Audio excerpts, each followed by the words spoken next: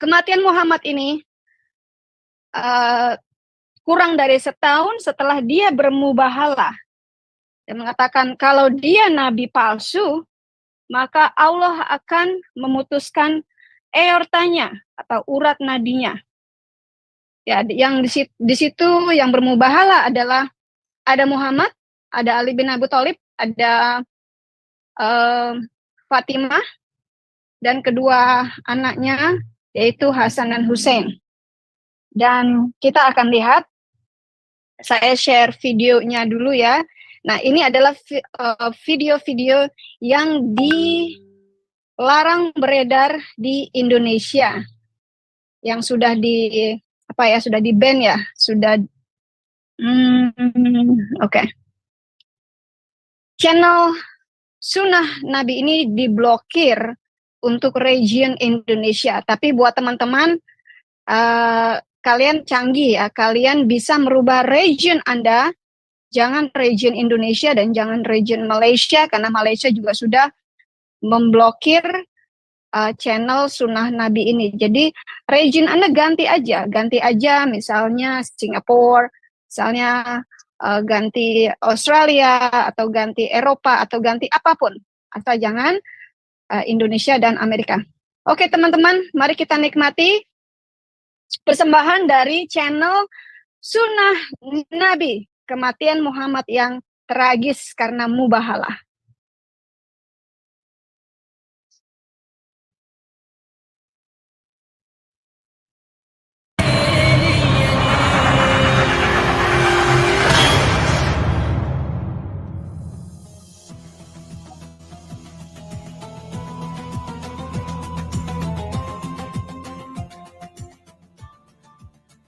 Nabi Muhammad merupakan pusat perhatian kehidupan umat muslim.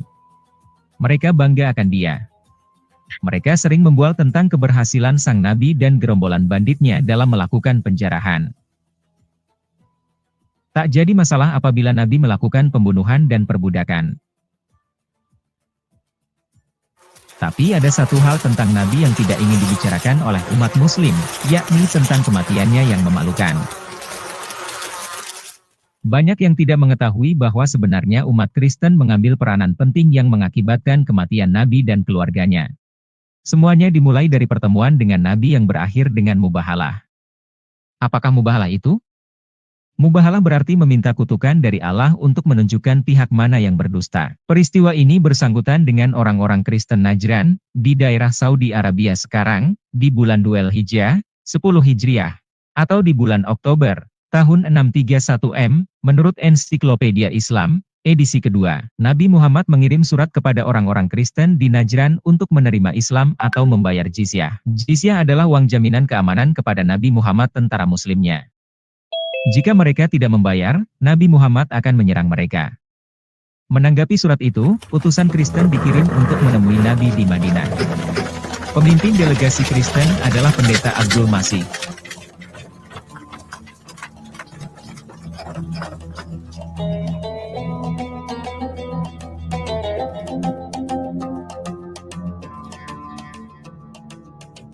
Ketika mereka bertemu Nabi Muhammad di Madinah, mereka membahas kepercayaan tentang Yesus, apakah dia seorang nabi atau reinkarnasi Tuhan.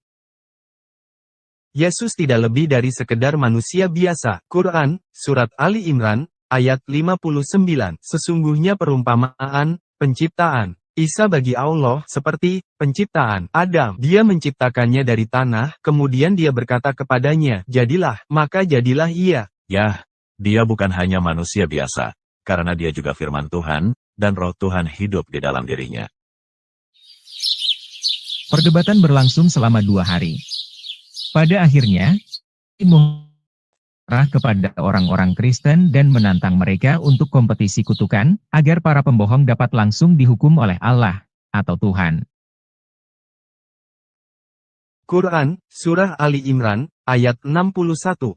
Siapa yang membantahmu dalam hal ini setelah engkau memperoleh ilmu, katakanlah, marilah kita panggil anak-anak kami dan anak-anak kamu, istri-istri kami dan istri-istrimu, kami sendiri dan diri kamu, kemudian marilah kita bermubahalah agar laknat Allah ditimpakan kepada orang-orang yang dusta, di antara kita.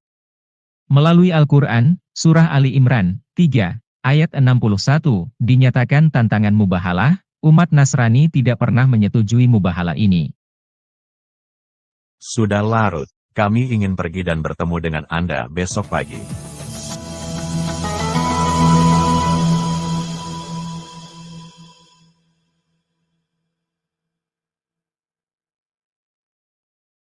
Tafsir Al-Quran mengatakan bahwa orang-orang Kristen Najran berpikir bahwa Muhammad adalah seorang nabi sejati dan karena itu mereka takut menerima persaingan kutukan. Tapi itu tidak mungkin karena Alkitab melarang orang Kristen mengutuk siapapun. Kami tahu dari Alkitab bahwa tidak ada orang Kristen yang akan terlibat dalam kutukan seperti itu. Benar, Alkitab penuh dengan kata-kata keras yang melarang mengutuk orang lain. Ya, misalnya Lukas 6 ayat 28. Berkatilah orang yang mengutuki kamu dan berdoalah bagi mereka yang menganiaya kamu. Matius 5, ayat 44. Tetapi aku berkata kepadamu, kasihilah musuhmu, berkatilah mereka yang mengutukmu, berbuat baiklah kepada mereka yang membencimu, dan berdoalah bagi mereka yang memanfaatkanmu dengan jahat, dan menganiayamu. Yakobus 3, ayat 10. Dari mulut yang satu keluar pujian dan kutukan. Saudara-saudaraku, ini seharusnya tidak terjadi. Kami tidak dapat menerima tantangan itu. Orang-orang Muslim entah bagaimana berpikir bahwa orang-orang Kristen menarik diri dari apa yang disebut kompetisi ini karena mereka takut akan kekuasaan Muhammad. Pada kenyataannya, orang-orang Kristen Najran dapat dengan mudah menyadari bahwa dia hanyalah seorang nabi palsu. Seandainya Muhammad adalah seorang nabi yang benar, kutukan itu akan membuat semua wajah orang Kristen berubah wajah, lalu wajahnya berputar ke belakang. Seperti yang dikatakan Nabi Muhammad dalam Quran, Surah An-Nisa, ayat 47. Wahai orang-orang yang telah diberi kitab, berimanlah kamu kepada apa yang telah kami turunkan, Al-Quran, yang membenarkan kitab yang ada pada kamu, sebelum kami mengubah wajah-wajahmu, lalu kami putar ke belakang satu, atau kami laknat mereka sebagaimana kami melaknat orang-orang yang berbuat maksiat pada hari Sabat, Sabtu, dan ketetapan Allah pasti berlaku. keesokan harinya, Nabi keluar dengan putrinya Fatimah, menantunya Ali, dan kedua putra mereka, Hasan dan Hussein untuk mubahalah. Ketika saya berdoa, Anda mengatakan amin. Wahai Abul Qasim, kami telah sepakat untuk tidak melakukan mubahalah. Tolong jaga agamamu, dan kami tetap dalam agama kami. Setelah itu, mereka berangkat untuk kembali ke Najran.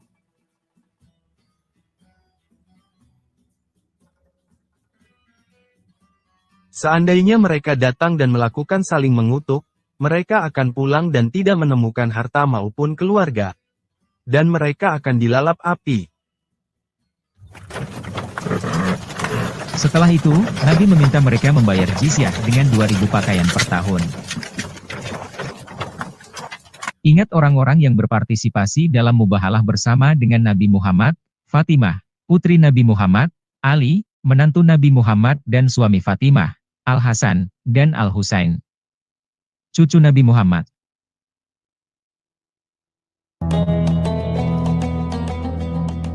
Al-Quran tidak mengatakan apa-apa tentang kerangka waktu efek mubahalah. Namun, Ibn Hajar Al-Asqalani dalam bukunya yang banyak Fathul Bari fi Syarh Sahih Al-Bukhari menulis, beberapa manfaat dari hadits ini adalah bahwa seseorang dapat melakukan mubahalah dengan lawan jika dia bersikeras setelah kehilangan argumen. Apa yang diketahui oleh pengalaman adalah bahwa orang yang mengambil bagian dalam mubahalah untuk mendukung kepalsuan tidak akan selamat dari tahun pertama. Mubahalah terjadi pada bulan Oktober 631 M. Muhammad meninggal dengan mengenaskan pada tanggal 7 Juni 632 M, atau sebelum selesainya tahun pertama mubahalah. Perlu diperhatikan, menurut Ibn Hajar Al-Asqalani, melalui apa yang diketahui berdasarkan pengalaman, orang yang mengambil bagian dalam mubahalah untuk berbohong biasanya akan tewas dalam jangka waktu setahun dan Muhammad yang mengutuk delegasi Kristen ternyata meninggal kurang dari setahun setelah mubahalah. Apakah itu tidak menimbulkan pertanyaan serius pada klaim Muhammad sebagai nabi sejati, bahkan dengan kriteria Islam sekalipun? Sahih Al-Bukhari 4428, diriwayatkan Aisyah, Nabi dalam penyakitnya yang menyebabkan dia meninggal, biasa berkata, "Wahai Aisyah, aku masih merasakan sakit yang disebabkan oleh makanan yang kumakan di Khaibar, dan saat ini, aku merasa urat jantungku dipotong oleh racun itu." Muhammad meninggal dengan cara yang sama yang dikatakannya tentang bagaimana cara Allah akan membunuhnya jika dia adalah nabi palsu. Perhatikan ayat Al-Quran berikut ini, Quran, Surah Al-Haqqah, ayat 44-46. Dan sekiranya dia, Muhammad, mengada-adakan sebagian perkataan atas nama kami, pasti kami pegang dia pada tangan kanannya. Kemudian kami potong pembuluh jantungnya. Alkitab membuktikan Muhammad adalah nabi palsu. Mubahalah membuktikan Muhammad adalah nabi palsu. Quran dan hadits membuktikan bahwa Muhammad adalah nabi palsu. Tak lama setelah kematian Nabi Muhammad, Fatimah, putrinya dibunuh.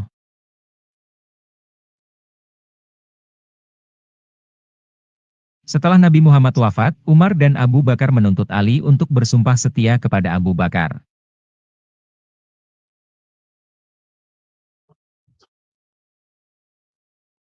Namun Ali menolak memenuhi permintaan mereka dan memilih pulang ke rumahnya. Abu Bakar dan Umar beserta pasukannya lalu datang ke rumah Ali. Rumah itu dikepung oleh gerombolan bersenjata yang dipimpin oleh Abu Bakar dan Umar, yang mengancam akan membakarnya jika Ali menolak untuk keluar. Situasi ini membuat istri Ali, Fatimah, sangat marah. Saat itu, Fatimah sedang hamil.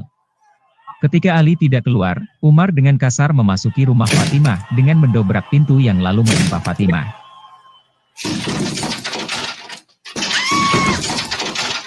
Ini tidak hanya menggugurkan anaknya yang belum lahir tetapi juga menyebabkan cukup banyak luka yang kemudian menyebabkan kematiannya. Fatimah juga meninggal pada tahun yang sama dengan Nabi Muhammad. 29 tahun setelah kematian Muhammad, Ali juga terbunuh. Abdurrahman bin Muljam adalah salah satu prajurit Harjis yang membenci Ali.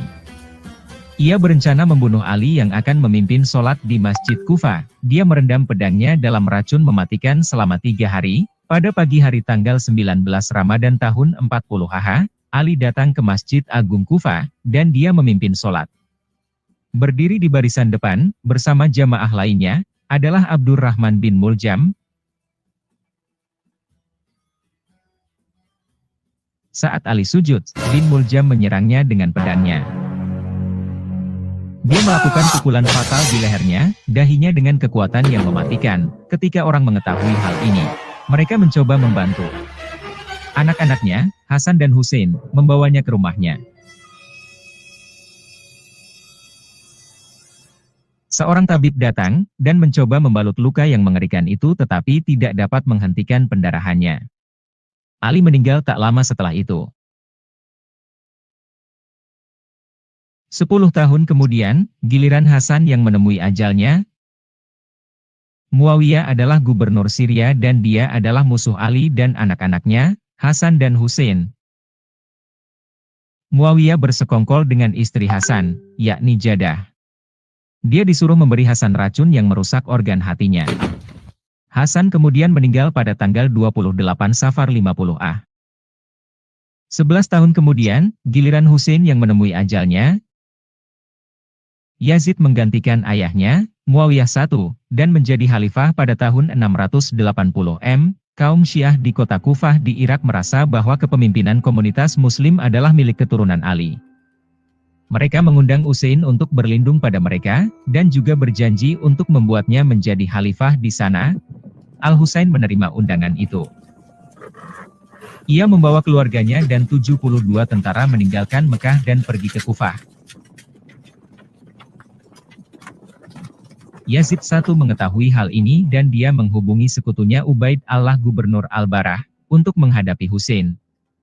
Ubaid Allah mengirim 4.000 tentara, di bawah komando Umar bin Sa'd, putra pendiri kota Al-Kufah. Mereka menghadang Hussein dan keluarganya serta pasukannya di Karbal, sebelah barat Sungai Efrat. Pada 10 Oktober 680 Hussein, keluarganya dan pendukungnya dibantai, dimutilasi, Muhammad dan seluruh keluarganya yang berpartisipasi dalam mubahalah meninggal secara tragis. Semuanya terbunuh dengan cara yang tidak terduga.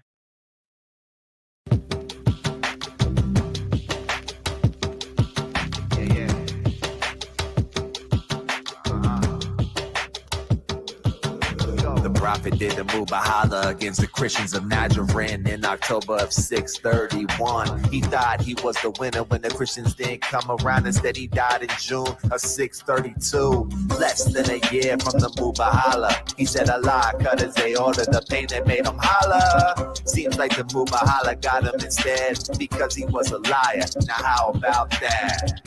All his family that came to the mubahala, Ali, Fatima, Hassan, Hussein, died in terrible ways because those who live in lies are the ones who pay. The prophet said in Quran that Allah would cut his aorta if he made up Allah's words. But then in Bukhari, he claimed Allah had done just that, and it caused him to die. One true thing Muhammad said is Allah curses those who lie. The Mubahala, Quran, and Hadith all prove Muhammad was a prophet quite false and untrue. Now that you know the truth, what are you gonna do?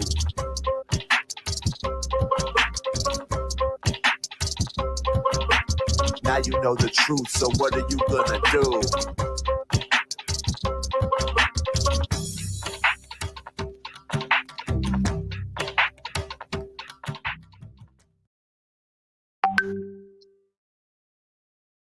Luar biasa loh sih itu. Membuat Oke, film. baik teman-teman. Jangan lupa support channel Sunnah Nabi melalui Patreon dan PayPal Sunnah Nabi, ya. Jangan lupa juga support pelayanan Dewi Bulan dan Sang Penggugat melalui Patreon kami yang ada di bawah ini.